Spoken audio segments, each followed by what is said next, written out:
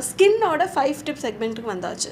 First tip இன்னைக்கு drink lots and lots of water. Moisturizers are the most important molecules which is going to make your skin very healthy. Second tip, ஈயோட inner பார்ட்டில் ரொம்ப காஜல் போட வேண்டாம். ஏன்னா அங்கே மைபோமியம் கிளான்ஸ்னு ஒன்று இருக்குது. அதை நம்ம பிளாக் பண்ணிட்டோம்னா அதனால் வரக்கூடிய சில சிஸ்டிக் இன்ஃப்ளமேஷன் கொஞ்சம் அந்த இடம் வீங்கிறதுக்கு சான்ஸ் இருக்குது. And wipe out your kajals very properly. Third important tip is, இப்போ இருக்கிற சம்மர் டைமில் நிறைய பேருக்கு பொறியாக வருது. அது நேச்சுரல். விட்டமின் சி ஒரு நாளைக்கு 2 வாட்டி கூட எடுத்துக்கலாம்.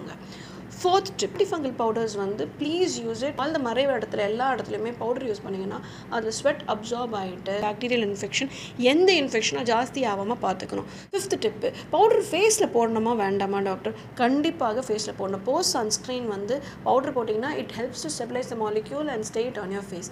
Thank you very much.